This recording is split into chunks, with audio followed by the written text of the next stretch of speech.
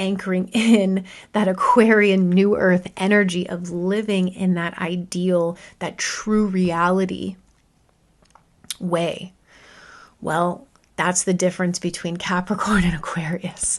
Aquarius sees how things could be, ideally, how we know in our hearts that it could be if we simply took the wider perspective, if we simply cared about humanity as a whole.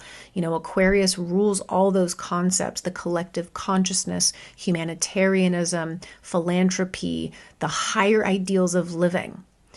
But before we get there, we have to deal with Capricorn, who's a realist.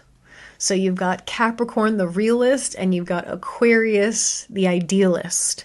And those two have been clashing since 2008.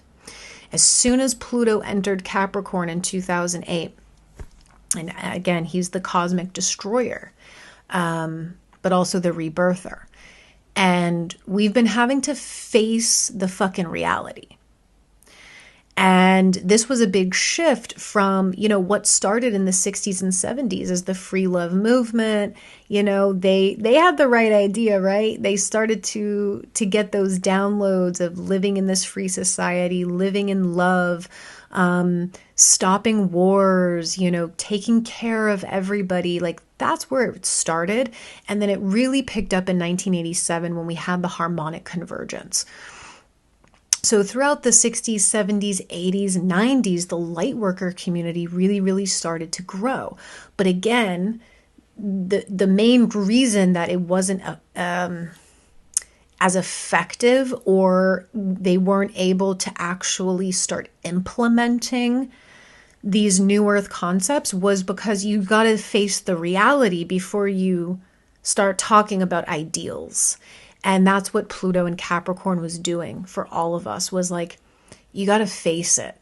You got to deal with what's in front of you before you can jump to the love and light. You've got to face head on what we're dealing with here. And what we're dealing with here is a very corrupted system.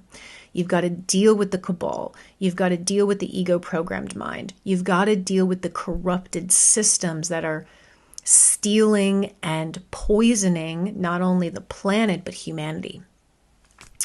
And so we've been doing that.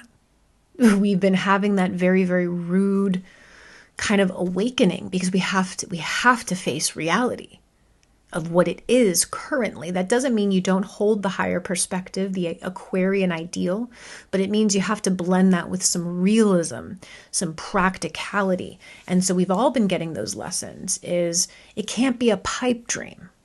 You've got to actually make the changes. You've got to actually take the steps. You've got to actually go through the nitty-gritty shadow work to get there. So with that being said, I feel that this new moon is kicking off the actual anchoring of this paradigm, because, well, this is a big year for one, but two, it's happening at 1 degree Aquarius. So the very first degree, the very pinnacle of the Aquarian energy. And then at the end of March on 3/23/23, Pluto is going to shift in to Aquarius, activating that exact same degree of this new moon. Pluto is officially going to start moving into Aquarius. So the death and rebirth process is now going to shift into that Aquarian energy. And I think so it's going to dip in for about 6 weeks. For those of you that might be new, I will touch on it briefly. It's going to shift on 3/23/23, and it's going to be there for about 6 weeks. And then Pluto's going to go retrograde. So it's going to take him some moments. He's going to be retrograde in that first degree of Aquarius for a little bit.